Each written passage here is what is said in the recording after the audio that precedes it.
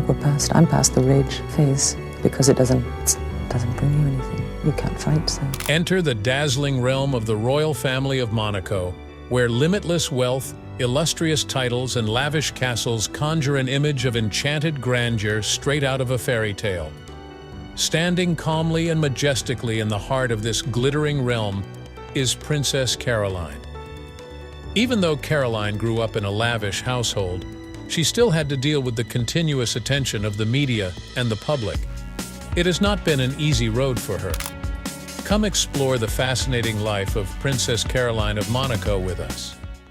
Grace Kelly, a famous Hollywood actress, and Prince Rainier III of Monaco welcomed their daughter, Princess Caroline, into the world in 1957. Everyone was waiting impatiently for the birth of Princess Caroline, their first child, a year after their marriage, which was celebrated as one of the most lavish weddings of the 20th century. Caroline was born into affluence, according to many, since she spent her childhood in a splendid mansion surrounded by luxurious surroundings. But Caroline's perspective on her childhood became darker as she got older. Grace Kelly, who was engrossed in her royal responsibilities and relied heavily on a nanny for childcare, admitted to experiencing a clear lack of connection with her daughter, despite the grandeur around her. Caroline said that she didn't start eating with her parents until she was 14 years old. Their nanny, Maureen Wood, was more of a confidant and main caretaker to her when she was a kid. As Caroline looked back on her childhood, she made the comment, "In our early years, our bond with our nannies may have rivaled that with our parents." The closeness she had with her brother, Albert, was also influenced by their nanny. Princess Stephanie was born to Caroline and her husband at the age of 8, and as is typical in bigger families, all eyes were on the youngest member of the family. Because of this, Caroline and her mother had little chances to get close. Even if being a princess and growing up in a castle seems like something out of a fairy tale, Princess Caroline's life was everything but. She spoke clean about the heavy demands placed on her as a public person, which shed light on her upbringing influenced feelings of responsibility, obedience, and guilt. She captured it well when she said, "What I had to do always came before what I wanted to do." Princess Grace had high expectations for her girls and made sure they excelled in school and were skilled in sports like swimming and skiing. She made it clear in an interview with People magazine that the royal couple is well aware of their royal status and that they must act accordingly. Caroline continued to feel the need to prove herself worthwhile throughout her time at university because of this pressure. Having worked tirelessly to achieve her scholastic goals, Caroline was able to graduate with honors from her French bachelor program in 1974. At St. Mary's School, Ascot, she completed her study and honed her abilities. In her never-ending pursuit of wisdom, Caroline dove herself into her studies at the Sorbonne University after spending a semester at Sciences Po. She received her diploma in philosophy from that institution, with majors in biology and psychology rounding out her education. Her dedication to learning and her interest in many fields were on full display in her academic endeavors, which she pursued with a multidisciplinary approach. It is also worth noting Caroline's remarkable language skills. Her fluency in many languages greatly improves her ability to communicate with people from all walks of life throughout the world, which benefits her professionally and personally. Princess Caroline's relationship with the media has been strained since she was a teenager. She was relentlessly hounded by reporters, who are quick to sensationalize every social departure. An article in People magazine from 1975 that discussed Caroline's struggles in school, her smoking habit in public, and her bold fashion choices only served to amplify this negative press. She was already the target of tabloid speculation when word got out that she had been photographed naked on a beach. The media's criticism of Caroline's appearance was much more severe. One tale even went so far as to compare Caroline to Princess Grace, drawing attention to the fact that Caroline inherited her father's traits rather than her mother's traditional beauty. Princess Grace acknowledged that her daughter Caroline couldn't have a normal student life and sympathized with her aversion to the spotlight. But the constant micromanagement was exhausting. Caroline wanted nothing more than to be away from the public eye, in contrast to her graceful mother. She had a hard time juggling her royal duties with her need for personal space, and her desire for solitude and autonomy is indicative of that. Princess Caroline's first marriage was far from the magical conclusion that every princess dreams of. She married Philippe Junot, a French financier 17 years her senior, in 1978 when she was only 21 years old.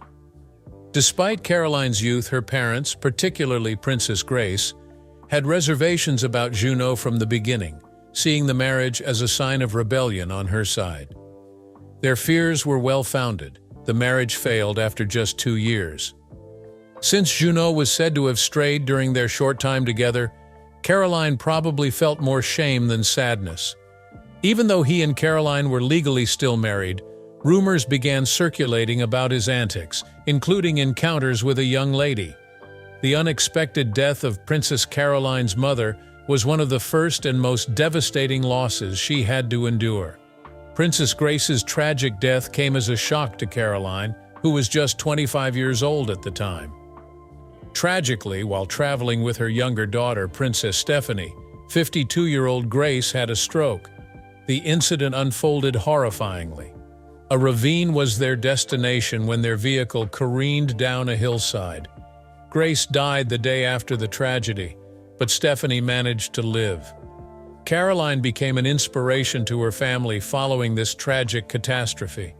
At first, Stephanie told her elder sister everything about the accident, including how Grace desperately tried to get the wheel back on the track. Afterwards, Prince Albert II emphasized the need of mutual assistance in dealing with the consequences of the catastrophe, echoing the family's tremendous shock. Caroline was an important ally to her father, Prince Rainier III, while he led their country. She took on duties and ensured the continuity of governance with elegance, following in her mother's footsteps. It seemed like the royal family had found some happiness again with Princess Caroline's 1983 marriage to Stefano Casiraghi. Sadly, however, this happiness did not last. A tragic disaster befell Casiraghi in 1990 on the French Riviera, when his catamaran overturned mid-race. After hearing the tragic news of her husband's death, Caroline, who was in Paris at the time, quickly made her way back to Monaco. Following this, she took the difficult choice to leave Monaco for a remote French town, where she and their 3 small children, Andrea, Charlotte, and Pierre, could find peace and quiet. Her brother, Prince Albert, gave his blessing to her choice, saying in a 2017 interview with People magazine, "She really raised her kids well, without a father for many years. That's important." Charlotte, who was married to Casiraghi, shared her respectable silence about his tragic death, but he was universally believed to have been Caroline's true love. Charlotte spoke up about the constant feeling of isolation she had when she thought of her father's absence. To the media, she said, "My personal experience has been of sad events, such as my father's early death, but these are things that happen to everyone, no matter where he comes from." The Casiraghi family found comfort in one another's company, as they worked through the intricacies of loss and moved forward with strength. When Princess Caroline started losing her hair in 1996, it caused a stir in the media and introduced a new obstacle for her to overcome. Although her alopecia was widely believed to have been caused by the aftermath of her husband Stefano Casiraghi's death in a speedboat accident 6 years before, author Parker Kelly posits that Caroline had significant psychological turmoil in the years preceding 1996. The royal family responded to the reports by attempting to dispel any notion that Caroline's hair loss was indicative of a major problem. Prince Albert tried to assuage public fears in an interview with People magazine in 1995 by saying it was only a skin problem and not a major health emergency. Regardless of the cosmetic issue, he stressed Caroline's general health. Princess Caroline faced the challenges of alopecia head-on, but she carried out her public obligations with the same calm and elegance as before.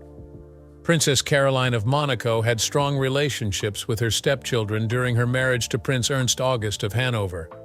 She cared for them as if they were her own children from the Grimaldi family. Prince Albert, who is her brother, has said in an interview with Larry King from 2002 that he considers his step-nephews to be important family members. The relationships changed, however, and the princess seemed to put some space between herself and her stepchildren after Caroline and Prince Ernst's tumultuous 2009 divorce. Prince Ernst Jr.'s wedding to Russian fashion designer Ekaterina Malasheva was another clear indication that Caroline and her ex-husband were no longer together. It seems that Caroline's choice was motivated more by her respect for the mother of the young prince than by any personal enmity. The elder prince has already voiced his displeasure of a dispute over property as the reason for his son's marriage. Even though Caroline didn't appear to care about the family affair, other royal relatives showed up to the wedding. Thus, even if things changed, familial bonds were still strong. During Princess Caroline's grieving phase after the death of her beloved father, Prince Rainier III, the deficiencies of Prince Ernst August of Hanover as a husband were more apparent. Nonetheless, Caroline's sadness was heightened by the fact that her husband was not there during this trying time. Ernst, who had been sent to the hospital with severe pancreatitis, had fallen into a coma the day before to Rainier's passing. His frequent drinking, which he subsequently admitted had endangered his life, was a contributing factor in his need for severe medical treatment upon regaining consciousness. His resolve to change, which he said to have been prompted by his suffering, was ultimately dashed. In addition to accusations of infidelity, Princess Caroline's marriage to Prince Ernst August of Hanover was marked by his erratic and violent conduct, which often garnered negative attention from the media. Some of the most disturbing episodes occurred while Caroline was there, highlighting the strain on her marriage. Even Monaco's diplomatic connections were impacted by the widespread condemnation of Ernst for a horrific event that happened in 1999. Ernst was caught on video using a public urinal during an Expo 2000 event arranged by the Turkish pavilion. Given that Turkey saw the action as an insult, leading to international tensions, this incident was particularly egregious. Caroline's troubles were made worse by Ernst's conduct, which seemed to intensify after they broke up. In 2018, after his son's wedding, he was sent to the hospital with symptoms of food poisoning. However, it was subsequently revealed that his condition was really caused by excessive drinking, not food. These distressing occurrences added stress to Caroline's personal life and raised serious worries about Ernst's behavior and general welfare. It was after Caroline's mother's death in 1982 that her prominent role in the royal family of Monaco became clear. Despite this, Prince Albert II succeeded his father, Prince Rainier III, as monarch of the kingdom in 2005 when his health began to decline. Due to Albert's lack of a spouse and offspring, Rainier amended the Monaco constitution to bestow the right to the kingdom to Albert's siblings in the case that no legitimate heirs could be identified. That led to Caroline being proclaimed heir presumptive to the throne, and thereby making her the nation's matriarch. This relationship continued until Albert wed Charlene Wittstock, a former Olympian, in 2011. Charlene's accession to the role of First Lady of Monaco superseded Caroline's in the succession. Since she would no longer be a part of the royal family, Caroline undoubtedly felt the effects of this transformation. Caroline and Charlene's relationship deteriorated as a result of the shifting circumstances at home. Their connection may have been strained since Charlene also felt left out. Their already problematic relationship was further highlighted when Albert admitted to consulting with Caroline. Despite Albert's admission that his sister and wife were his rock, the impact of his long-term connection with Caroline on his family dynamics was inevitable. Princess Caroline's care for her sister-in-law became apparent in November 2011, despite the fact that her relationship with Princess Charlene was tense. On her way back to her home in South Africa, Charlene's health took a sharp turn, according to sources who spoke with page 6 asterisk. It was then revealed that she had to undergo additional treatments to fix issues that arose after sinus surgery. "My state of health is still fragile," Charlene said to Monaco Matin asterisk upon her return to Monaco more than 6 months after she checked herself into a rehabilitation center for weariness. "The journey has been long, difficult, and painful." While Charlene was away, Caroline supposedly took over as First Lady of Monaco with her brother, Prince Albert II. This was nothing new for Caroline. She had done the same for her father following the death of Princess Grace. Unfortunately, Princess Caroline of Monaco's kids have also had legal troubles, and Princess Caroline herself has faced her fair share of personal obstacles over the years. Pierre Casiraghi, Caroline's youngest son from her marriage to the late Stefano Casiraghi, got himself involved in a fight in 2012 at the now-closed Double Seven nightclub in the West Village. Stavros Niarchos, a Greek shipping heir, and Vladimir Restwan Reutfeld, son of fashion magnate Karine Reutfeld, were among those involved when entrepreneur Adam Hawke and Pierre and his colleagues got into a physical confrontation. Everyone seemed to agree that a bottle of Grey Goose vodka was the root of the argument, while accounts differed as to exactly what happened. Hawke threw the opening punch, setting the stage for the physical altercation. The emergency department treated Pierre for a microfracture in his jaw and stitched up a small cut on his cheek, despite the fact that his injuries were minimal. Unexpectedly, Karl Lagerfeld had a close relationship with the royal family of Monaco throughout his time as famous creative director at Chanel, 1983-2016. Princess Caroline and Karl Lagerfeld were very close friends, and the two regularly worked together to create exquisite dresses and other garments that reflected Caroline's refined taste.